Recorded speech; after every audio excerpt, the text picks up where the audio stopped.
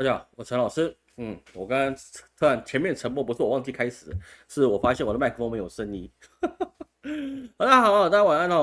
我们今天很多事情啊，其实基本上还是围绕在我们这个以色列的一个战场上面。之前我们紧急更新的时候啊，老师有说这个美国这不一定不一定会不会参加，但是他这个核威胁的能力啊，其实还是会有的。好，那结果没几天他就参战了。那这个其实，在我觉得等一下我们会谈到这方面比较细致的一个问题啊，好吗？那首先一开始哈，那我们先看今天6月22号了哈，这也是说呢，老师在6、7月初的时候啊，我会带我们建议老师还有小孩啊，我们一起离开台湾去北京故宫那边旅游一趟。啊，所以是说啊，这7月初是不在的，所以说你要元成公报你带官啊，或者其他的问题要咨询的啊，请赶快到我们的这个挂号页面啊，你去挂个号，然后呢，你只要有挂到号，然后我按批准那大概基本上都是一定可以有时间留给你的啊，这是 OK 的，不然的话你那个可能7月初我可能没什么空，因为去玩嘛，你不能3天就回来，对不对？去北京3天就回来，那我去干嘛？是不是？对不对？没有用。所以大概是这样子哈，那还没约一下。还有就是说我们的那个风水课程啊，将会在6月25号这个开始更新。那更新的速度可能应该会比较快一点啦，但是呢，因为到6月25号开始啊，我们会涨价，现在是台币12800嘛，那过了25号之后，我们就改成16800，哦，那目标慢慢涨吧，其实大概都是36000啦，我们大概都是这样，24000或36000吧，这个是一贯的啦，我不希望把课程卖太贵，你不要说老师卖1、2万块、3、4万块是很贵啊，没有哦，一般来讲，你这种课程没有个6万、12万，你是买不到的哈，是真的是没有，好吧？你不要说买盗版的啦，然后盗版的不要太讲乱，再讲不能讲话哦，盗版不要我抓到哦，你就出代机。那么喝个茶哈。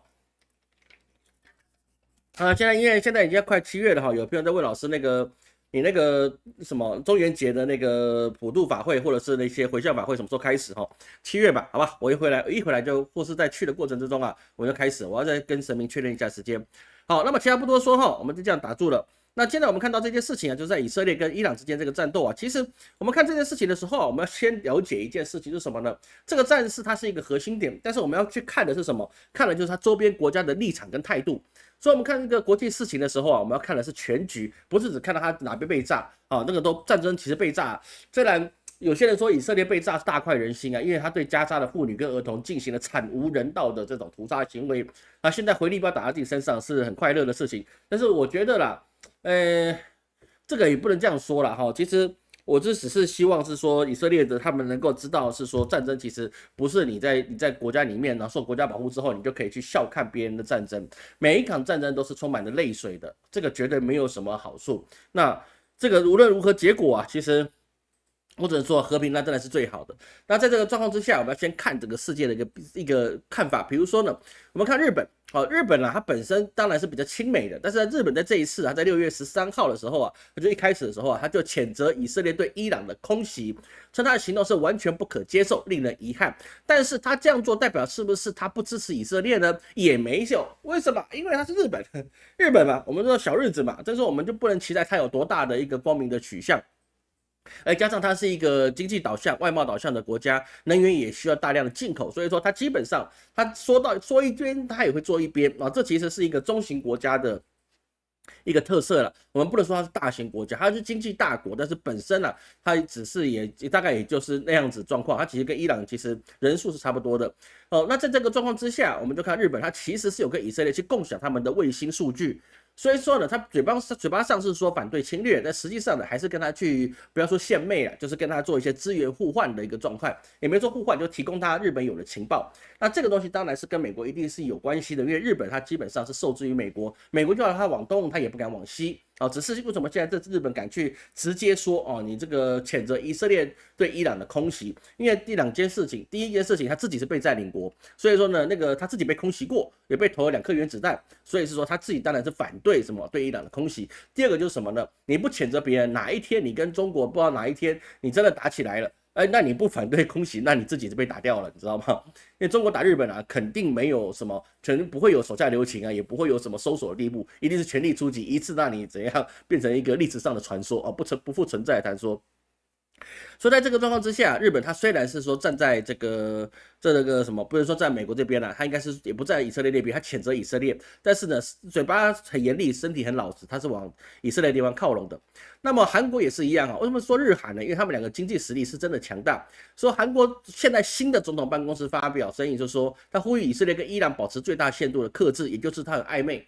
啊，他很暧昧，就是我不支持你这边，我也不是哪一边，但是呢，我身为一个大国，我必须要一个算中型国家了，我也必须要去说说话啊，说说话，代表是双方存在感，代表了我们国家是有立场的。那立场就是呢，你们自己搞自己的吧，别搞到我，因为他们的什么，他们要去特别去在意他们的一个石油跟天然气的储备，因为韩国的原油啊，它70%是仰赖中东的，所以是说啊，它也不能说什么，你去说在以色列那边呢，那以后你跟那个中东国家去进口穆斯林进口这些石油的时候呢，别人会不会给你好脸色看？这不一定哈。穆斯林他有逊尼派、什叶派，有各种不同的一些针对跟战争，很久很久是没有错。但是总归人家是穆斯林，对不对？人家家里打架，不代表你外人可以进去欺负他，这个是两回事，好不好？完全不一样，不可同日而语的一个事情。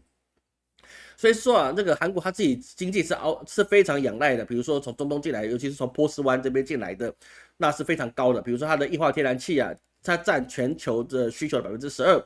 哦，这个东西也是非常重要的。说对韩国来讲，他必须表态，表态什么，我都不管你们，你们想怎样就怎样。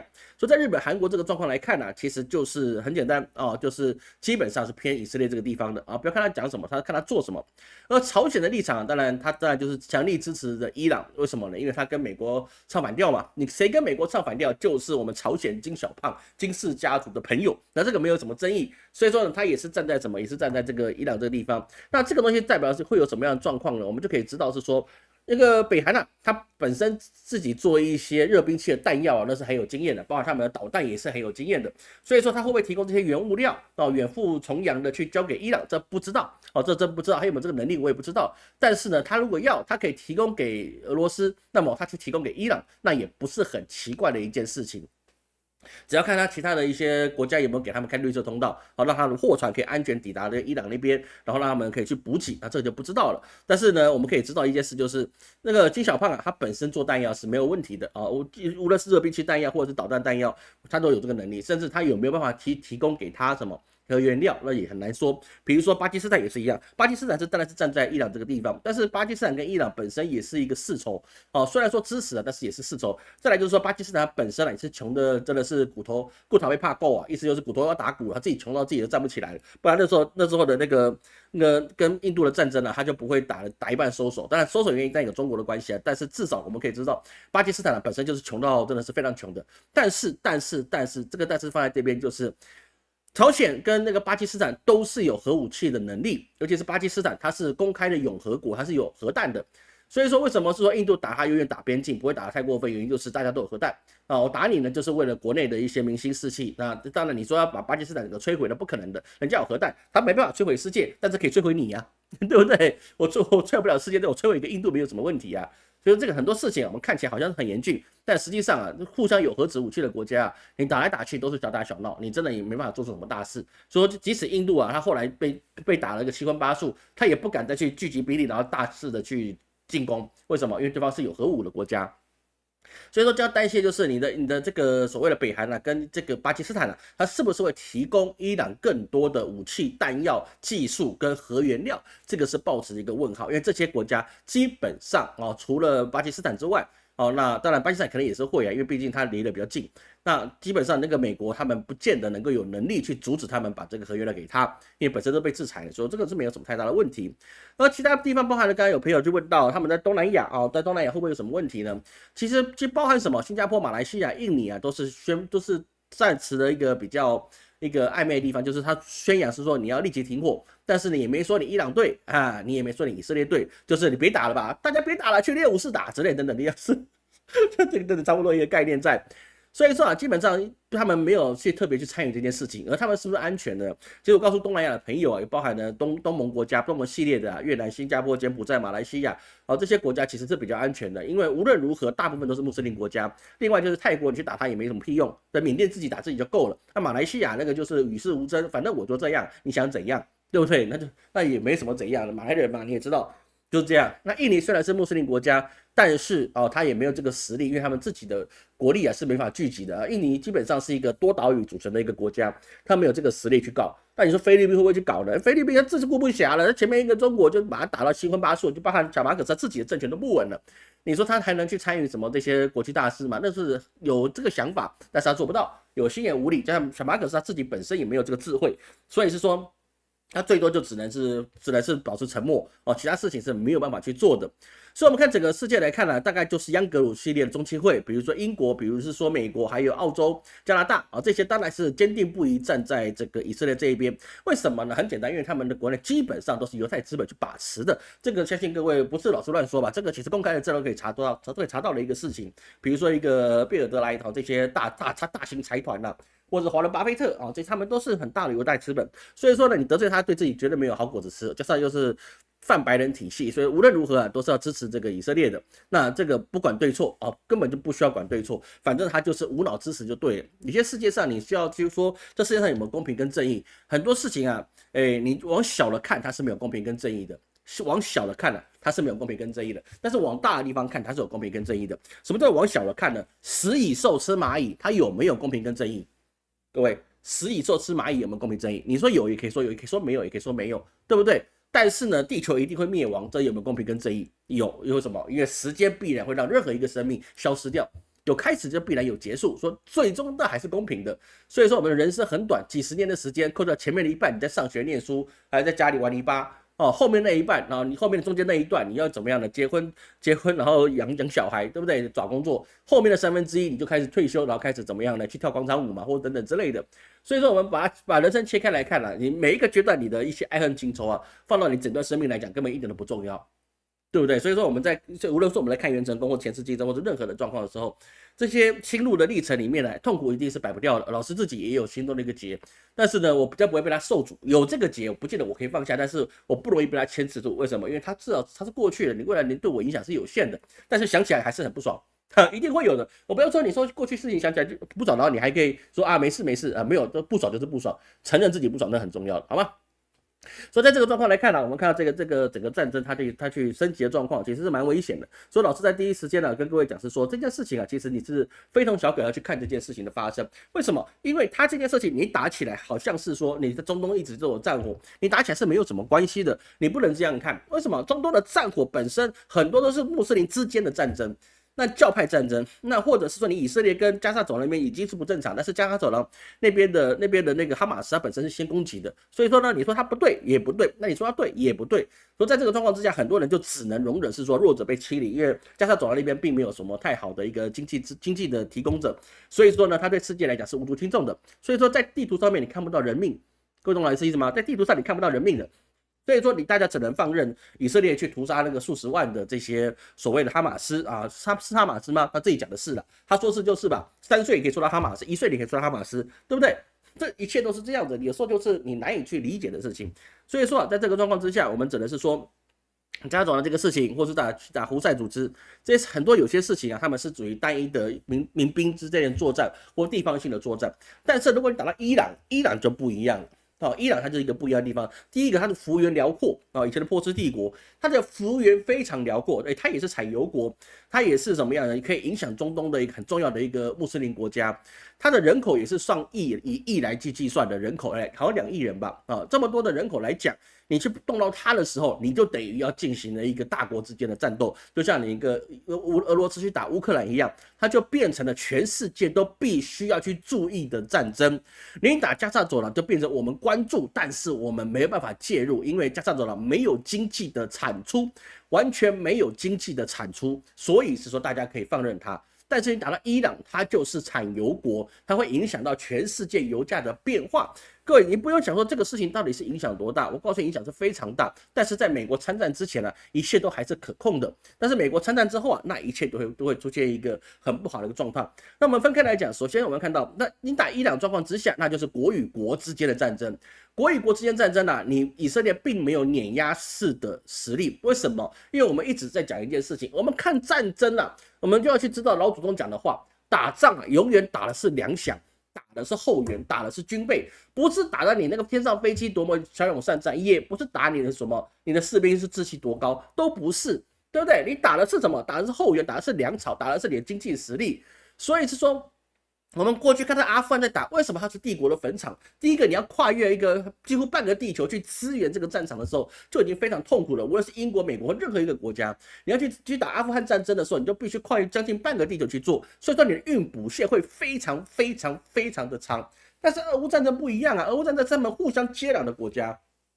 而且可以打那么久的原因不是乌克兰他非常骁勇善战，最主要原因还是因为乌克兰本身可以吃，有东西吃，因为它的那个乌西地方它是有农业的，它自己有农业，说百姓还可以吃饭，我还可以吃，加上不打核电厂，这个是一个底线，所以它有电有了吃，那我们凑合着活着吧，那不然怎么办呢？就是知识难看，我们还活着吧，这个是一个很大的要件。那俄罗斯更不用说，它有了吃有了喝，还有什么？它还有中国的那个一些实用品跟日用百货的支持之外，它还有石油跟天然气，它什么都有状况之下，它的后援根本就不用去担心，它只是担心它自己的有生战力被消灭。有生战力，但是就是士兵的生命啦。但是说他们后来由他们所谓的坦克车开进去没多久被他打掉，到现在他们用的是什么？用的是摩托车你机动性很强，你无人机也不容易打到它之外，还有它的损失会比较小，而且他们俄罗斯也派出大量的无人机跟导弹不断去攻击这个乌克兰。所以在这个状况之下，他们可以撑得比较久，但是你一旦是什么，你要他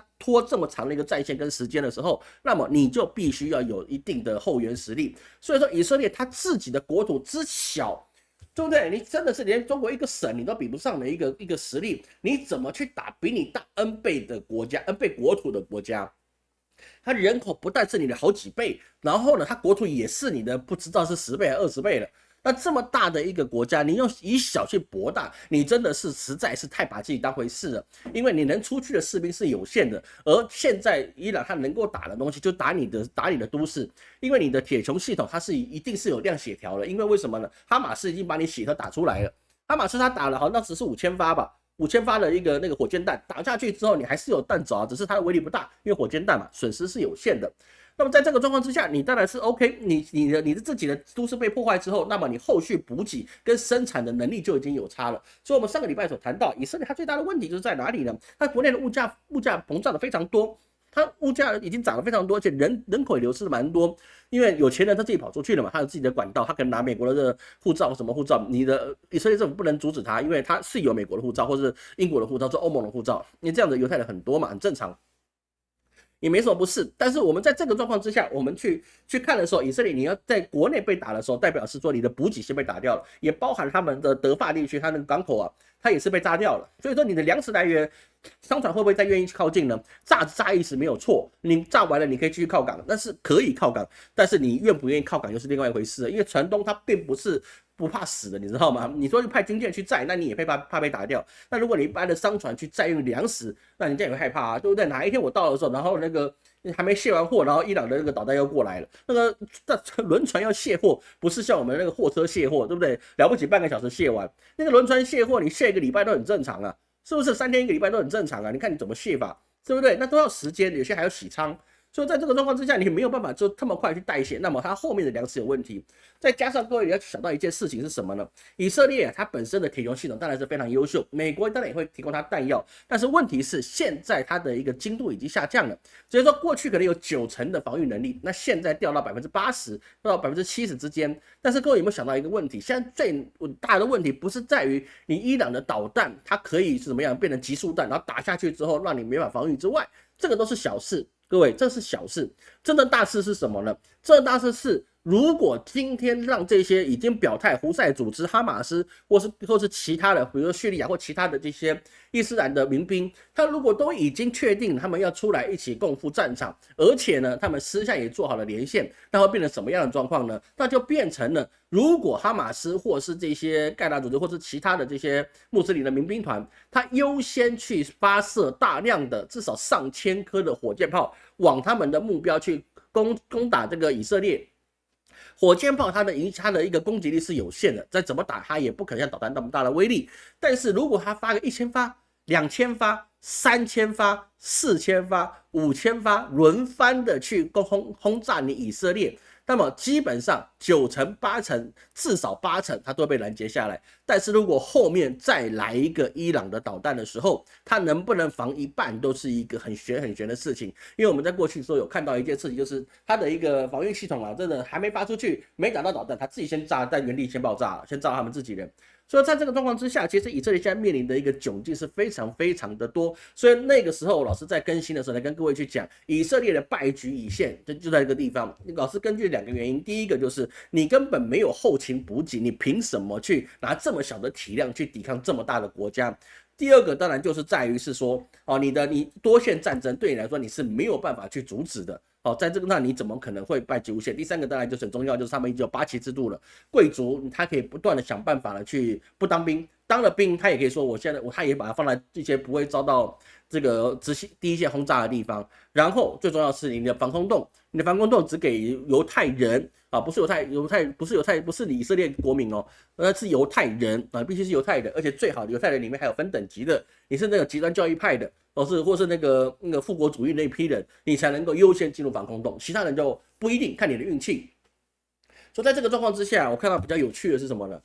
真的我真的觉得蛮有趣的。有几个嫁到以色列的这些中国妇女啊，他们特别去讲是说，要去服从以色列安排，然后呢，要不要去避免伊朗去攻击他等等之类的这些事情，由中国的媳妇去讲，我真的觉得是蛮有意思的。好吧，中国媳妇去参与这个事情啊，你是引战吗？还是你是要给人家 keep win 对不对？你这个以色列，你是嫁给以色列人是没错，但是有些事情你不要去沾锅啊，那是不对的一个事情那个其实一点意义都没有，好吧？那真的一点意义，徒招仇恨，拉仇恨值干什么？你为了你以色列老公，你干嘛去拉全世界的仇恨值？我真的觉得很奇怪。所以在这个以色列战争里面，我们就发现这个整个以色列它败局已定的原因是在于他自己忽略他自己的体量是有限。第二个，你已经看见血条了，你就应该赶快的去议和，就是说我已经在你的地方，是不是由我代管？以色列其实至少你大概上个月或上个月你就应该做这件事情，就是我打下来的地方我代管，然后我没有占领我就代管，然后我屯垦。那这个地方加沙走廊这个地方其实多多少少啊，其实不容易达成的，但是大家至少说你有态度，那个时候你再去回补弹药、回补经济、回补这些所有的国民，然后去准备的去酝酿一下，下一次打更狠，下次你就更不要去搜索，那还有点道理。但是如果你一直往前的时候，那么你肯定是后继无力的，因为我们兵法有讲过一件事情是什么呢？一鼓作气，再而解，三而衰。以色列现在走到就是三而衰的地步了，因为他已经没有太大能力可以继续的供应这么多的弹药。这么多的军事的实力来去攻打伊朗，因为伊朗太大到真的是不是以色列你靠轰炸加沙走廊那个程度，或者轰炸叙利亚这个程度，或者轰炸也门这个程度，你就可以达成的事情。各位你去看地图，那个伊朗的土地之大，你怎么炸呢？人家都躲在穷山峻岭里面，你要去怎么炸？人家要打你之前，他没有先挖好洞吗？对不对？你就光靠你里面，当然也有叛徒，但是叛徒用久了一定抓得出来了。所以说我们等一下要讲到，就是说其他国家是怎么去支持伊朗我们等一下看各位有什么问题。大家晚上好美国现在乌克兰弹的稀土这个大陆会不会对台武统？我们等一下会谈到这个大陆武统我们等一下谈到伊朗会封锁吗？有机会那个就赫姆兹海峡伊朗有机会封锁这个状况是会有的东南亚是安全的，这个各可以去放心的事情感谢徐老师感谢徐老师赞助谢谢。有人捧人场，有钱捧钱场，大家按个赞吧，休息时间按个赞吧，好吧？以色列的流星雨打在晚上，现在白天也打了他流星雨不是只有晚上打，好吗？有人支持以色列，我们也支持他只要有你自己的想法，你都要去支持以色列，你支持谁都可以，好吧？我的频道我不管你支持谁都可以的啦，好吗？你支持哈马斯我也不管你，你支持外星人我也不管你卯数星人我也不管你，各自有各自的看法，好吗？感谢跟老师直播，美国可以给以色列提供补给吧？好，那我们等一下来谈这些事情那这个我下一个时间段点了，不然我等一下忘记，我等一下分段的时候不知道跟各位怎么分。所以说在这个状况之下，我们要注意到第二件事情，就是说我们知道那个中国他派了几架飞机飞往这个伊朗，为什么飞往伊朗呢？各位你要去注意这个时间线这个时间线是非常有意思的，因为呢中国他不参战中国肯定不参战，中国只要一参战，那中国就会变成众矢之的之外，而且那你以色列你也不用打了，因为你完全不够中国打，美国也不会因为你以色列去跟中国开战，这是绝对不可能的一个事情啊、为什么？因为如果中国参战，然后呢，那个美国支持以色列跟中国开战，那么俄罗斯会笑到他真的是。他那个普丁的头发都会笑到变秃头了。他本来头发就不多了，然后因为那个什么美国跟中国宣战，那个俄罗斯会笑到普丁会跳到头发都秃了，完全都秃掉了。为什么？那不天选之人吗？对不对？完完全全有他世界之霸了。说中国绝对不会参战啊，对中国没有什么直接的好处啊，事实上是这样。那中国为什么要派一些运输机过去呢？其实我们从时间上可以看到一件事情，中国派这个运输机过去的时候啊，我们就可以知道是说是美国跟以色列在发布他们暗杀那个伊朗的领导人哈梅内伊啊，他要把他暗杀掉。所以说了，中国到后面没有好像不到2天的时间，他就派遣运输机啊三四架运输机跑到了伊朗去。那有人说啊，中国是给这些伊朗一些补给啊，我告诉你啊，3、4台运输机啊，你给不了多少补给啦。我说真的啦，这个运输机很能装啦，但是也没那么会装啦，那给他补给是有限的。所以是说中国运过去是什么东西呢？其实我个人的猜测，这个没有任何人说哈，这是没有任何小道消息啊，也没有任何人说，这老师自己的看法好吗？我一个算命先生掐指一算，哎呀，这个天机似乎有这个可能啊，对不对？哎，不要认真好不好？一个算命的神棍在胡说八道，请你不要去认真。我的看法是什么呢？我的看法是什么？我看法就是说，中国派遣过去的应该就是安保部队。什么叫安保部队？保护哈梅内伊不要被暗杀。为什么？因为哈梅内伊是一个定海神针，因为他后面想要继任的人很多，不同政治倾向很多，有人想把他推翻，然后开始亲美。有些人就是觉得哈梅内伊你太割了，对不对？你干嘛一次放40发呢？你为什么不一次放400发呢？400发你这个打到里面一个以色列本地，你至少也可以80发，那么以色列就半亡国了，对不对？所以说你哈梅内伊你也是太割了，所以说各种的人都有。哈梅内伊变成一个定海神针，这大家最大的公因数，就他只要在，那么事情就有一个人来去定为一尊，他的事情可以去融合各方的势力，我们来做。说他不在很危险。说俄罗斯也说啊，这个哈梅内伊的暗杀是不可被接受，也不可被原谅的。但是你要知道，以色列他既然已经强弩之末了，他一定是希望把哈梅内伊干掉，取得阶段性的胜利，然后最好期盼的是什么？它里面的内应可以把这个伊朗变成政权更迭，然后变成下一个阿拉伯之春的事件发生。那这个是他想看到的事情，但是这个事情一旦做了，世界大战就难免了哦。各位不要想说不会，你要去了解一件事情啊。这个第一次世界大战就是因为奥国王储而且还是王储斐迪南被暗杀的事情，说掀起了第一次的世界大战，也就是欧洲大战。所以说一个人他生或死啊，他已经决定了这个取向会走到哪一个地方去。当然，你说整个中东发生的大战对于美国会不会好处？这个是就没有好处了，因为中东必须要有以色列，那么中东才不是完整的中东。你让中东只没有了以色列，我告诉你，中东就不是一个美国可以染指的中东，那就变成由穆斯林国家说话的中东。这个对于欧美的势力来讲，这是绝对不可以接受的，因为。为什么呢？各位去知道老师讲这些呢？因为过去的穆斯林的国家、穆斯林帝国，无论是阿拉伯帝国，或是波斯帝国啊，或者是那个叙利亚那边罗马帝国等等，叙利亚不是罗马帝国，叙利亚那边，他们都是有无穷庞大的军事实力，所以是说，是近代的科技把他们打趴了。不代表是说他们就是一直都会趴着，所以说丢一个以色列在那个地方啊，对整个中东来讲绝对不是一件好事。就是有一个电鳗在那边时时刻去电你，而且美国给他最高的资源啊，他不论是钱啊或者是军事实力都给他最高的安排，就是因为中东不能成为完整的中东，所以他必须要这个状况啊。所以就这个其实在中国新疆他之前做了一些疆独运动也是一样。他们认为中国不可以是一个完整的中国，说台湾、新疆或西藏这是一个可以操作的一个地方，这个是一个世界大国博弈之间的一个棋局，没有说对跟不对，就是政治嘛，我们就知道一件事，这就是政治，你去评论它对或不对，那是没有意义的，那是没有意义的事情。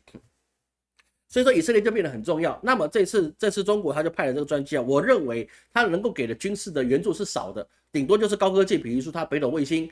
一些必要的设备或是量子纠缠技术，各位去知道一件事情。我们前2-3个礼拜我们谈到中国的科技，我们在谈中国科技的时候，各位老师有跟各位去讲过，中国已经把量子纠缠的通讯技术已经放在军用了。各位懂老师意思吗？我再强调一次，当时前几个礼拜老师跟各位去讲中国科技发展的时候，我已经跟各位说到了，中国已经把量子纠缠的通讯技术用在军用部分，也就是说，量子纠缠的技术的通讯，它是没有办法被破解，没有办法被追踪，它是一个绝对保密，在现在的技术里面绝对保密的状态。所以是说，你现在伊朗为什么它不容易被暗杀的原因，就是中国过去之后，它的暗杀事件变成少了，也变成说比较不可控了。为什么？因为它可能就已经掌握中国这个量子通讯技术，那等于说他们有足够的安保，可以来去保护他身边的安全。各位，你不要说这个他们那身边都是背叛者啊，其实这样讲也不对。但是他们手机拿苹果手机的概率是很高的，对不对？因为他们自己本身没有手机嘛。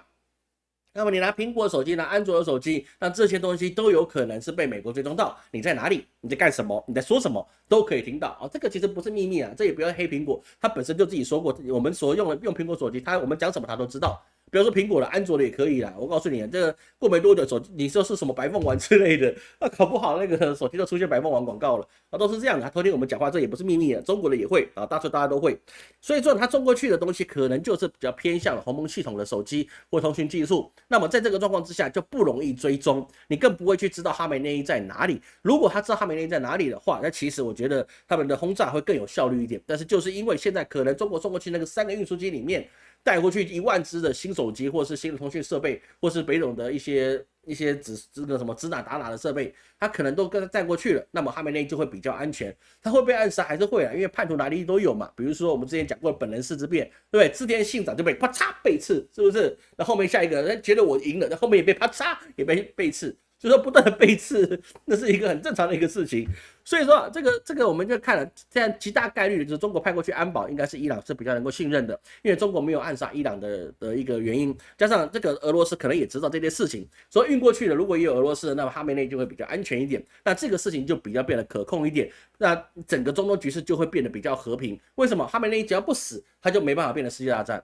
你哈梅内一死，很多事情就变得非常不可控。核战，更不要说那些专家是一些危言耸听啊。你哈梅内一死啊，下面一个激进派的2把手，他就直接冲过去把核弹按出去，他就发射出去。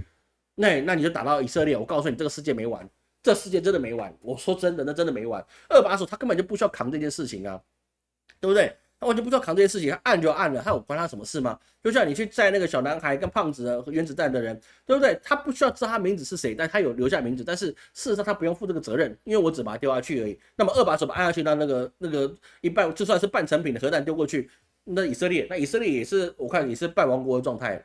所以很多事情啊，哈梅内必须在，那还是很重要。那这个状况之下，我们第2个方面，我们就去强调一件事，就是美国参战到底会有什么大的影响？美国参战的这些事情是一个，我觉得对特朗普来讲，它是一个不得不的为之的事情，因为我们知道他一开始就说我知道他们要暗杀哈梅内伊，但是我不接受，甚至有人说他已经批准了攻击伊朗的行动，但是最后命令没有下达，所以他后来公开的时候啊，他就说你要么立刻投降啊，不然的话我不会放过你。但这个时候我们知道他会缓，因为特朗普他做那个谈判学啊，他就会缓，他就不会那么急啊，所以过一阵子我们就知道他可能说他就是我会给你2个礼拜的时间，那个时候他可能随时都会动手了。因为这个美式谈判技术啊，其实并没有那么复杂，你知道，尤其是特朗普他的谈判学其实很有该说什么呢？很有智慧，但是又很简单粗暴。所以当他说我会随时随地去出发的时候啊，他等于他还没准备好，他必须回来，然后部署开会，然后安排，然后调兵遣将，然后部署3赶快发一发，对不对？那这个时候我们知道还好，但是他一再说呢，我2个礼拜内、2个礼拜后我就开始进攻，那代表他明天可能就进攻了。为什么？因为他画出时间点之后，代表他不打算遵守，让你去白忙一场。这个其实兵不厌诈。不要说这个特朗普怎么这个讲话不算数啊，讲话算数从来不是战争上面应该做的事情。兵不厌诈，这是战争。大哥说的真好，对不对？这是很正常的一个事情。所以说，川普他进行了攻击啊，但是对川普跟美国一点好处都捞不到。为什么呢？因为我们可以看整个局势啊，因为以色列的纳坦雅胡一直不断的催促川普，你必须要去攻击。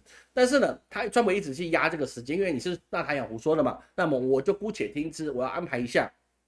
因为你只要一旦出手啊，美国又可能被拖往另外一个战争的深渊。这个是很现实的一个事情。那第2件事情是什么呢？因为美国他自己本身很多资本家，他们都是忠心于祖国的以色列犹太的百姓，所以是说他们一定会给这个白宫会有很多的压力，让他们立刻开始攻击。这个说副总统万斯啊就没那么急，为什么？因为他不是跟犹太人没什么关系，对不对？那他知道他自己本身就是，万斯是不是犹太？应该不是，我记得他是美国那个农村人，他应该不是犹太人。然后呢，那个川普就一定会受到很大的压力，说他后来必须要攻击。但是这次攻击啊，他说他3次攻击下去啊，他就觉得是说，哎，我根本就不用再打了。为什么？因为我已经把他的核武器研发中心啊彻底摧毁了。所以说他就放话出来，我们就可以知道，川普本身是没有意愿再去攻击的，因为他说我已经把你核设施打掉了。那么我现在已经打掉了，那你再叫我去参战，那也不对吧？因为你以色列不是跟我讲说他有核威胁吗？那我现在过去啊，按照我的情报，我已经把你核设施打掉了，那以后跟我有个屁关系，一点关系都没有，是不是？那肯定就是这样。但是呢，伊朗立刻发出来说啊，那个早就移转出来，那没什么问题。那包含那个国际原子能署啊，也在观测，好像你真的是一个核设施的话，它应该会有一些放射线漏出来，然后它也没有。所以在这个状况之下，川普他还是保持就是说核设施被我摧毁掉了，那么他有没有可能再去深度的参战呢？这个老师抱持比较保留的态度，除非又被那些犹太资本逼啊，不然的话那个是比较难的一个事情。为什么？因为真的打下去啊，会2个不可控。第一个不可控是什么呢？美国它现在最缺的不是钱而已，好不好？美国现在最缺的是稀土。各位，美国其实地大物博，吃的喝的肯定不乏，能源它自己有了，它缺的是稀土啊。那问题是稀土现在掌握在中国的手上，那么如果你没有稀土，没有这么高纯度的稀土，中国进行了这个出口管制，你拿什么稀土去制造更多的高精尖武器啊？你总不会给伊朗，会不会给那个以色列火箭弹吧？不可能嘛！对不对？你要做些所谓的剑山，或者是你那些那什么，反正说爱国者之类的，你得用稀土啊，是不是？你没有稀土，那些东西做不起来啊。但是你稀土被中国管制到了，如果我现在加派了我这么多的战力去打伊朗，打不打得赢还不好说，因为伊朗太大了，打不打赢的还不好说。最大的原因是我的战备跟弹药会消耗啊，我消耗了，请问一下我怎么补啊？我拿什么补啊？对不对？我不能拿直补手榴弹跟机枪吧，那个不行啊，对不对？我要补的是高精尖的武器啊，美国都是以高精尖武器去制霸战场的啊，要有绝对的优势啊，你怎么能真的拿一些低端武器去补吧？不行，那以色列也打不过啊，对不对？就在这个状况之下，美国很谨守、很保守的原因是因为我没有办法再去做更多的战损，战争一定有损耗，那个无论如何都是一样的，除非今天外星人攻击，对不对？不然的话，我们的战争一定会有损耗，无论是中国、俄罗斯，任何的超级强权都是一样。你一定会有战损，就算之前打的那个越战也是一样，美国有没有战损？它完全的碾压实力，它还是有战损，不但战损，它还战败，对不对？韩战也是一样，美国有没有战损？有战损，有没有压倒性力量？有压倒性力量，战赢了吗？没有，战败了。是不是？所以说你的力量其实一定要接受我有一定程度的战损，但是美国你现在没有能力接受这么高的战损，所以说他一直不进去乌克兰嘛，因为你只要进去乌克兰，你跟俄罗斯打，你的战损会无限的扩大，是无限扩大，不是你损失很大而已，是你基本上你是无限的扩大。他不参战原因是有的，但是如果你进入到了这个伊朗的战场，那么伊朗第一个地方广袤，他躲在地底下在哪里你不知道。加上就说你稀土不够，你根本就没办法去补充，那你还要去卖给以色列这些防空的导弹和防空的一些设备，这类铁穹系统，那这个状况之下，那对美国就很伤了。第二件事情是更重要的是什么呢？他派遣了航母的护卫队，哪怕你是三个航母战斗群也都好。第一个，你的敌人不是只有伊朗，你的敌人还包含了这些所谓的什么胡塞组织，他们已经宣布了在红海上面对美国的这个船舰或是不管，可能他不管任何谁了，海盗其实没有在管谁的了，就已经开放攻击了。之前谈好的事情，这个月又垮了，对不对？所以我们当时说25号前后要特别注意，差不多那个时间嘛，是不是？又被我乌鸦嘴说中了，靠！下个月我不要说中，下个月我希望不要说中，我希望下个月我完全错误，好吗？说在这个状况之下，你今天在美国的船舰在过去一定有危险状况之下第二个最重要的事情是你航母战斗群，你也不可能100%去防御极音速导弹。同样40发的导弹，你去往美国战斗群去打，那它的弹着率至少也有30%它防御力只有30%啊。我们就反过来说，它弹着率只有30%，就是30%的导弹打到你的航母，那你怎么回复 ？Tell me why, baby, why? Look at my eyes. 是不是？对不对？那有问题啊！那没有这么大的能力啊！你的超级导弹过去，你美国能够防御的空间是有限的。它在海上啊，它不是说我这有个掩体可以自己把它自己盖起来，你妈躲到海里去了，潜水艇可以的。在伊朗不给你打海战，你潜水艇去也没用，对不对？你顶多发射核弹，你发射核弹再一次古巴危机，那可以啊，那大家就重来，就大家整个世界重来嘛。因为你发射核弹的时候，俄罗斯不可能放过你，你往伊朗发核弹，俄罗斯就往美国发核弹，对不对？这是立即性的行为。这是立即性的行为。所以我觉得特朗普他再老，他也不会去犯这个错误，因为你一犯错你就完蛋了。但是问题是，如果航母战斗群啊，哪怕其中一个的航母受到极大的损坏，啊被打了，不要说沉了。也不是甲板凹这个问题，你的舰桥可能或是你的那个甲板被打一个大洞，你已经不堪战斗了，你是不是还要是得回去维修？那你怎么维修？说话，你维修你是不是还是要虚土？还是要虚土啊？你还是要需要这些高精尖的一些设备去维修它。美国现在有这个东西吗？没有，又没有了，你知道吧？它需要涂装，那不是用钢板就可以达成的事情啊。航空母舰没有这么弱的好吗？所以它有点拖走，那么它它接受几个航母的损失？能够接受几个航母损失，那个是有限的。你损失一艘航母，你大概就真的是你其他的国家一些反对势力就会开始虎视眈眈，你美国是不是已经没有力量了？因为它是一个庞大的巨人，它必须要维持它的血量更厚、更难打，它好几条血。对你上次把它打穿一点，然后它亮了血条了，但是你后面如果把它急了，已经不能战斗了，那么你就扣血，至少扣一管血。那你后面怎么去威慑其他人？那就有限了。各位，你懂我老师意思吗？所以美国航母在世界上还是赫赫有名，还是非常强大的战力。但是中国也有3艘航母了，所以说如果你一旦损失，中国又下第4艘、第5艘，而且老师预测未来中国可能一次放出2艘航母。那么在这个状况之下，你美国损失了，你又没办法补充，你又只能维修，那么你未来的海军的实力，你可能就被中国取代了。这是美国绝对不接受的一个事情，因为它最大的一个卖点就是在于它的航母打击群。那这个是非常重要的事情，所以从这个地方我们来看到是说，美国它要参战，基本上它的损失跟不上它的利益，因为伊朗能够给它带来的利益并不那么大。你说伊朗产油啊，对，美国也产油，美国在美国产，我的成本60块以内，我就可以控制住了。那么我现在打掉伊朗，那你让油价变高，没错，美国的油商是赚钱了，但是各位我们反过来想一件事情，如果这次美国参战让伊朗这个问题提高了，包含那个海峡也被控制住了，那全世界的能源会大涨，你涨到130到150，那是很可能的事情啊！不要说老师说过这句话，你跑去做多石油哈，出事情不关我的事哈，我先讲清楚哈，那个是你的事情哈。如果油价涨得这么高的状况之下，那么我们反过来就要去知道一件事情是，这个对于中国的影响有，但是不高。为什么？因为中国它有从伊朗进口这个石油，从那个俄罗斯进口天然气，它还包含了从那个中亚部分，它也有那个石油过来，对不对？他们从斯坦国那边会有很多的石油过来，所以中国自己本身它也有光电，然后又有那个水坝发电，然后呢，自己也有核能啊，当然也不够，它还是需要石油。但是基本上中国已经确保了多管的一个人员长约的一个进口，所以它本身没有什么太大的问题。俄罗斯更不用讲，它产油国嘛，但其他国家呢？其他国家就有问题。美国它是必须跟国际油价的，资本家不会因为这是美国有参战的部分，所以说国际油价150块、130块，所以说我给国内还是70块、80块，可能吗？不可能，那绝对不可能一个事情。所以在美国的状况来讲，它所有进口美国的商品就要变贵了。那变贵那还得了？之前对等关税已经让美国的商品贵一波了。对不对？我们上个礼拜也说到，美国的经济并不是这么样的看好，因为它是坐实了。那么现在这个状况，如果再涨一波，美国人怎么活？是不是？油价涨，他们加油立刻涨。美国没有你什么可以什么都没有，你不能没有车啊，没有车你实在是寸步难行啊，对不对？你开车可能3个小时到的地方，你做了公共交通建设去做，你可能6个小时你不见得会到，是不是？所以说这个状况对美国来讲，百姓它就会变得很大很大的伤害。那对于一些共和党的重量也会变得很大很大的打击。为什么？红脖子他不会管你这么多，他只问你为什么要参战。红脖子就是这些面朝黄土背朝天的这些美国的农民，好吧，就很简单，就是农民。所以人家说红脖子就是面朝黄土背朝天就是我们的农民工人朋友这些同胞他们的一个身份。红脖子，因为太阳在晒嘛，脖子不就变红了吗？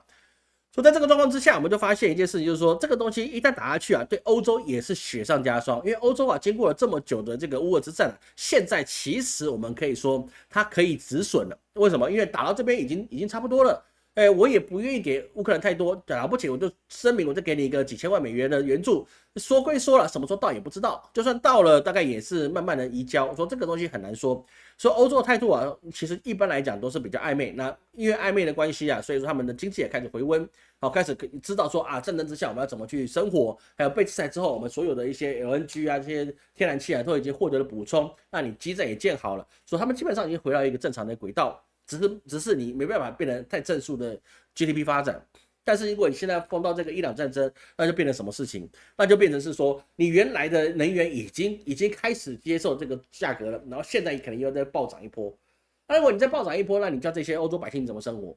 你各位去知道一件事情，现在很热是没有错，但是如果它真的变成一个长期的战争，那么至少你会等到年底，对不对？到年底，那到年底，我操妈，都欧洲能够暖和多久啊？你到后面你还不是要冰天雪地的？那请问你的能源怎么办？你的披萨还要不要烤？是不是？你披萨还是要烤吧，面包还是要烤吧？那你不烤你怎么吃？对不对？你总不能蒸的吧？对不对？蒸的这个是华夏民族的特色啊，我们可以用蒸的吃。那你们吃蒸的东西多吗？不多，所以说你就变得很难过。那你的所有的成本又往上涨，那都往上涨了，那你想在经济回暖，那有可能吗？就难。而最重要的事情是，这些事情本来可以不用发生。说实在的，以色列怎么打，他只要不打到伊朗。其他地方大家都在看，反正你也不可能真的侵略，你只是大概就是把人家有生战力打掉，大家勉强容忍，毕竟你后面站的是美国嘛，你儿子那么强大，对不对？你这老人家你再怎么欢，我们也只能接受，你毕竟你儿子很强大嘛，是不是？但打到伊朗就真的就是不一样了就变成国家级的战争，因为伊朗实在太大了，它是一个比较有能力的国家，我们不能说它很强大，它是一个巨人型的国家，巨人再怎么做瘦死的骆驼比马大，它怎么样也比也门也比那些叙利亚的国家体量还来得大。那么这个打起来，那就不是可以同日而语的事情了。所以各位你要去记得，为什么老师特别为它去更新，就是因为你这件事情一旦发展下去，全球的经济会变成另外一种波动。那么我们的整个生活就很难去预料了。不要说离我们很远没有关系，你他妈的夏天不开冷气啊，他们越打越重，你夏天还得开冷气啊。对不对？是不是？所以说你12生肖再去碰电场吗？你可以碰10次，但是你碰得了20次吗？对不对？台湾也会有影响的，各位懂老师意思吗？台湾也是会有影响的，很多地方都有影响。虽然只有中国的百姓过去你们停太久电了，现在不怕停电了，但是台湾会啊，因为我们没有核电站嘛，所以那还是会的，好吧？好，那我们看各位什么问题啊？接下来我们讲台湾台湾会不会被这个中央做影响，好吗？这是拉布布，好，拉布布是这个很特殊的东西。拉布布那个东西，我觉得为什么会红，我不知道。金老师，你知道拉布布是哪个国家的吗？啊，是吗？拉布布是大陆的吗？中国做的？拉布布是中国的？哎，我以为拉布布是欧美或者日本的嘞，原来是中国的，厉害啊，了不起，厉害。来，卫星照不可能穿透都不知道。叙利亚以前亚述帝国，土耳其啊，对，土耳其啊，最主要是土耳其啊，土耳其它的态度其实也是很重要土耳其这个地方态度很重要，但是土耳其现在在那个螳螂捕蝉，黄雀在后土耳其它其实在观望，它什么时候可以夺回在这个欧洲跟中东地区它的一个话语权。那土耳其它是一个很有智慧的国家就像我们刚才说，它土耳其帝国，他们是有这个辉煌的文化的底蕴，所以在这么长的文化底蕴里面呢，它已经吃够了欧盟跟美国的排头这上百年了，所以它现在如果有机会他一定会想再找到那个中间点的话事权。我一方面要有欧洲的经济，另外一方面我要有中东的实力这两个地方是他想要的东西。这个想法真的很厉害真的很厉害。中国没有新疆，没有西藏、新疆实力也不会减少，有会减少，毕竟那个那个什么土地的关系就是很差很多的，好吗？西藏西藏、新疆现在很重要其实不用去想西藏跟新疆现在是非常重要的地方。这个左宗棠能够收新疆其实他的功不可没，功在千秋这真的是这样。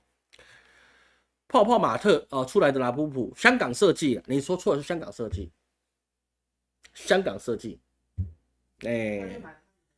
对了，他前来买走了，是香港设计香港也算中国的因为中国香港嘛，对不对也对，好吧，中国也对什么时候中国统一战争开始我们现在可以谈一下这个问题好，感谢 David， 感谢 David 的赞助感谢赞助，谢谢好，我们就要把它讲完这个今天可以大部分把它讲完了。所以说我们在第3个部分，我们就看到这些事情跟台海之间会不会有什么影响？各位，很多人在说跟台海之间什么关系很多人都说，我们有些绿色的，不这样讲好像太错了，有一些大地颜色的、祥和之色的、那个和平之色的那个颜色。他们就认为是说以色列还必赢必胜之前他们也讲那个乌克兰必胜嘛，就是说我们也都支持他，每一种看法都可以，是不是？但是问题是各位去看一件事情是说，以色列为什么说他败局已向，就很败局已定，就是败局已现的原因就是因为他已经本土受到攻击，因为你体量小的国家，你的幅员小的国家，你是不能够接受攻击的，你就只能够是什么在境外决战。你不可以把它放到境内，你只要放到境内，那就是很大很大的问题。所以说，你说蒋介石把那个日本一直往境内拉，是不是对的？这个很冒险。其实蒋介石那个时候是很冒险的。那你正面打不赢，那你要把它引进来，那这个是很冒险。一不小心，人家如果中途就不被你引诱了，那么整个中国一半以上啊，都变成什么南北宋的状况，那北边就变成日本的，那南边才会是汉人的。说蒋介石啊那个打法其实是一个蛮冒险的一个状况当然他赢了那真是历史的机缘呐。但是实际上来讲，你的国家体量如果不够，你是不能够让这个战争去到内地的。那当然，中国那时候的本身的腹地是够的嘛，说这拉进来还是很冒险的，我还是觉得它很冒险。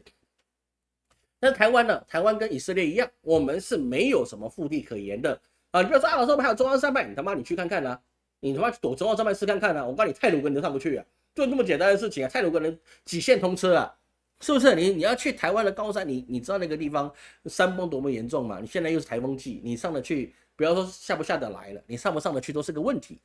上面没水没电，你要怎么活你干嘛？你是有中国的那个华为，然后指到天空上，你就可以收到讯号，没办法，没水没电你会死，没网络你也会死，都会死，那你干嘛上去呢？所以台湾这个很明显的一个案例就是说，我们基本上是没有办法接受攻击的。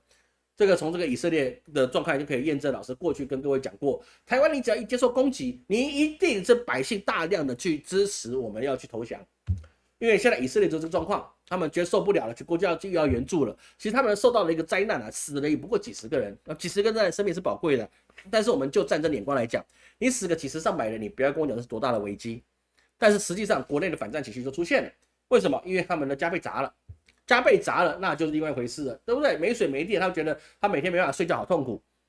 那但是你加沙的儿童怎么活？而且他们加沙地区是准备把你饿死，那你要怎么让人家活？对不对这个是有点情绪化，但实际上也是这样。那我们去看这件事情的时候，就变成台湾你本身没有办法去接受任何的弹着点进入到台湾的土地上任何一块。你不要跟我讲是说你只要打下来了，我们坚持一个防攻意识就会起来了。不会，我告诉你，你看以色列就知道了啦。看别人怎么遭受到结果都一样的。你只要是没地方跑的状况之下，你家又被炸了第一件事情就你政府不会帮你重建，第二件事情就是你一定想办法投降，想办法说免战不要打了行不行？大家去练武士打，不要打了，去练武士打，对不对？想说外交谈判或怎么样的谈判，然后开始放了 YouTube 上放在各个地方上，就说大家赶快援助，为什么？因为你无能为力，因为台湾的腹地就这么样的小。我今天讲一件很实在的事情，台北市如果哪怕你只有一颗导弹落到台北市，无论落到哪里哪怕你落到内湖的那个湖心里面去，一炸，我告诉你，整个民意就翻了。为什么？内湖可以炸，那么101可以炸吗？说话是不是？这个状况就很明显的事情。所以在这个状况之下，那美国如果你把你的军舰派过去，那么你是不是对台海这边你根本就没办法去做任何的驰援？你总不会去期待日本的美军是够中国打吧？那肯定是不够中国打的，这个是个很明显的一个事实。所以在这个状况之下，如果在美国他参战的过深，当然这就有可能给这个中国那边会有一个战略窗口，意思什么呢？他就很快的可以夺岛，夺什么岛？夺了金门马祖，这个是不在话下。金门马祖，我敢告诉你，48小时内必投降。我说48小时已经是很乐观，非常的觉得我们是个神样了，有天神助阵了，马祖出来协调才48小时，不然我觉得1天之内大概就差不多了。7个小时大概就投降了，战没有办法战嘛，因为我们给他的弹药就不够，士兵才几千人，各位，金门马祖上面士兵才几千人，你打个屁呀！你怎么打呀？你打都打不过，你们吐痰把你淹死，你打怎么打？是不是？岛上多少人是两边共同跑的谁跟你打？拜托，你要出去，你要去准备布防的时候，百姓叫你停下来了，他直接把路封了，叫你停下来，你信不信？这是会有的状况对不对？大家不想自己家乡变战场嘛。所以说，金门马祖收回去，那就是一句话的事情一句话的事情。不要跟我扯什么金门这个阵地很厉害，或是什么马祖的那个4大金刚炮很优秀那些我都去过了啦我还在马祖当兵的啦，我比你还要知道以前当年我还想办法去画出我们地下碉堡的图，然后给指挥官做备存。指挥官就告诉我一句话：干你屁事退伍就好了。他根本就不知道指挥部到底有多大，因为我们有把它封起来嘛。我说如果战争的时候，你要知道地下碉堡怎么走，他才不管了。然后呢？我们其他学长就把以前过去的资料都销毁了，那指挥官也不管所以说你说怎么打，那也不能打的事情是不是？那不能打的事情所以在这个状况之下，那你金门马祖被拿走了，我们就基本上没有所谓的海峡中线这个本来就没有海峡中线的问题了。那如果澎湖被收走了，那么请问一下，告诉我你要怎么样去防卫台湾？就是澎湖就像我们台湾的肚脐一样，你肚脐被他占领了，那么人家打你，那就是一句话的事情，不是只有我这么想，因为过去施琅就这么干，打下澎湖，台湾投降，为什么？你他妈跑哪去啊？你没地方跑啊！当年这个真的是拿个大刀去打仗的，拿个大刀拿个长矛去打仗那个时代，台湾都没地方跑了。那么请问现在，人家有船坚炮利，人家有这特种部队，人家有这么多的军火，他只要在澎湖那边布好了火箭弹，你拿台湾什么东西去挡，对不对？然后再顺便把你岛一围，是不是6个地方一围？那你要怎么出去？对，网开一面就让我们领导人逃出去，流亡政府，台湾就不战而降了。这个是一个很现实的事情，真的打起来，我告诉你，他一定会网开一面哦，让领导人流亡，因为这样状况之下，国内群龙无首，他直接就去处理，比斩首更容易，对不对？斩首你还得是什么？还得去做暗杀，那不用，那你飞走，你一飞走他就赢了。懂我意思吗？飞走他就赢了。所以说，在这个状况之下，其实台湾是有危险的啊，台湾是有危险的，因为出现这个战略的缺口啊，那基本上不但对我们来讲是缺口，对中国来讲是窗口。那这个状况之下，其实对台海之间的一个稳定度啊，会有很大很大的影响。我们台湾我们百姓还一直在热的去看以色列的一个笑话，还是看伊朗的笑话。我告诉你，你是傻了。只要美国一掺进去，我们其实就要搬着指头数时间了。对中国来讲，这就千载难逢啊，对不对？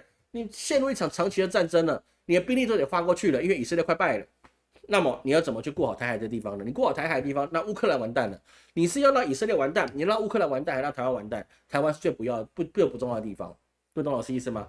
当然，很多人会跟老师说，老师你这样你不懂台湾的重要性，因为全世界50%的晶片是由台湾去出产的，所以台湾如果出事啊，那世界就会断供，那中国自己也会断供，是不是真的？是的。台湾的晶片产量是非常非常的大，良率也是非常非常的高，所以是说啊，台湾只要一出事啊，世界的无论是车企啊，这个车子用的晶片啊，或者各种那种需求啊，它都会变成很大很大的一个损失。但是问题就在哪里？人家不会炸台积电啊，炸台积电、炸这些高科技产业的是谁？那当然是美国会炸。他之前就讲过，他们宣扬就是，如果台海发生战争，他们优先把我们的高科技产业给炸了。但中国不炸啊，那中国就不炸啊。那如果又围岛了啊，那请问一下，美国怎么炸？美国也不能炸，因为它就围岛了，你怎么炸呢？你不能炸，除非你自己的国内的叛徒，对不对？我们台湾缺叛徒吗？我们台湾本来可以有核弹的，不就有个叛徒去跟美国讲我们有核弹吗？不然我们早就有自己保护的实力啦，对不对？我们不缺叛徒啊，是不是？除非我们叛徒自己把台积电炸了，那不然也不会有这个问题啊，懂老师意思吗？所以在这个状况之下，我们就知道对台湾来讲，这个是个很危急的一个时间缺口。这个缺口啊，其实我们自己应该去找到一个有智慧处理的方式，跟多人好好谈，维持一个一定的和平的状况。不然你一直抱持的这种所谓的抗中保台的一个事情啊，你真的到你孤立无援的时候啊，你对方动什么手都不会有人帮我们，因为世界太危险了。那我们就不是很重要的。而把我们围剿之后，攻占那也是时间上的问题。攻占之后，那么透过大陆的一个晶片技术，跟他们的人力，跟他们的金钱的实力，很快速恢复这些所有的晶片产业的运行。其实这个不难的一个事情，各位懂老师意思吗？其实是不难的一个事情。真的会维持真空的时间，大概也不过2周的时间。2周之后，大概率都可以开始恢复运转。为什么？因为我要生活，你要生活，老婆孩子要生活。是不是大家都要生活？我为什么要继续抗下去呢？对不对？抗争是你们政治人物的事情，生活是我老百姓的事情。我百姓要生活才是。为什么我可以这么讲？伊朗难道真的是众志成城去对抗以色列吗？出逃的人有多少啊？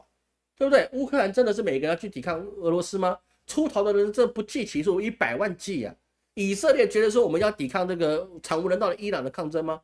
没有，以色列也拼命的往外逃啊！为什么？因为国家是你们的。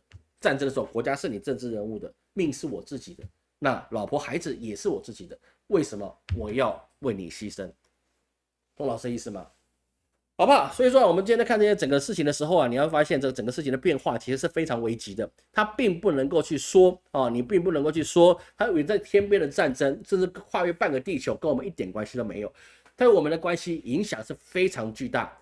正如其他美国的这些经济学家跟军事专家所言，这个世界离核战争其实真的就是危机一线，这个不是危言耸听。我说当时我要跟各位去讲，这个所谓的伊朗跟以色列的战争，它的危急程度甚至高过你必须要去在乎所谓龙数量，所谓的什么阿兰德，所谓的什么灵魂使者等等之类的，跟你讲7月会有什么大灾难的事情，还要严重数百倍，因为天灾不可避免，真来到了，我们人类会有智慧去因应这个天灾，哪怕会有泪水，但是人类的智慧，我们会自己同心协力把这个事情给完成。遇到天灾的时候，人类会有智慧重建。这在龙叔亮的漫画里面也有提到，灾难之后我们都有办法可以重建，我们有办法可以开始全部恢复成荣景。但是你发生战争的时候，我们必须把对方除之而后快，我们是必须要赶尽杀绝。从加萨的那边的战争，我们就可以知道，只是为了杀而杀，没有为了什么。你所有的房子都要把你摧毁，你所有吃的喝的都把你禁止，而且最好让你生病都病死、饿死，怎么死都可以，你就是不能够活着。天灾会让人真发挥了求生欲，但是战争只会让大家的杀戮情绪越来放大，这个才是真的可怕的事情，好吗？好，那我们今天准时哈，我觉得准时还不错。其实还有一段没讲呢，中国的事情小事情，好吗？澎湖最快6个小时没了，这个我也相信。说实在的，我也相信啊，我也相信这个澎湖大概6个小时，大概也是真的是可以打下来。因为澎湖本身的有生战力好像也不到1万人吧，有生战力是比较少的，好吗？刚买的豁免，刚买的罢免，刚买的罢免，刚买的罢免被打了。有人说老师可不可以去讲这个罢免案的结果？其实，在这个状况之下，我们什么都不需要担心，我们也不需要去担心这些事情。你可以光荣投下你赞成罢免跟反对罢免的票。这个东西都无所谓，因为这罢免的结果并不能够影响台湾的未来。天下大事，分久必合。下一句各位自己去思考的吧，好吗？好了，那时间到了，我们最后讲一下哈，那个6月25号我们会开始更新我们风水的课程。那还没有买的12800是最合适的价格啊，这个时候入手便宜，而且基本上没有什么时间限制，只要我还活着啊，基本上啊这课程会继续下去，可能未来改成5年也说不定。然后但是呢，这5年你再学不会，他妈的我也觉得真的是我有点伤心，你知道吗？我真的是伤心，我真的会有点伤心，现在学不会我真的会有点伤心，好不好？教那么多学生了。希望有成才的也好几个了，但是也希望各位能够成熟，好吗？那个可以出师了，好不好？真的，这个世界需要你会算八字的，也需要你看风水的。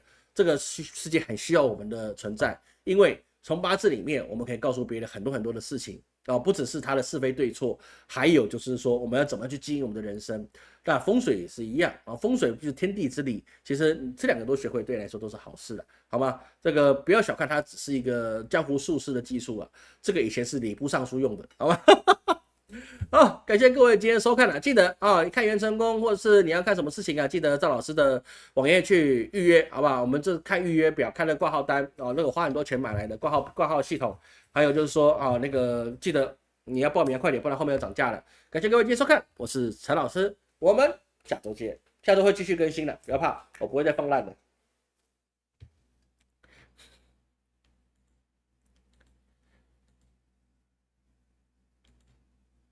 现在不敢关直播，我要赶快去确定我可以站到那个沙发，可以关了。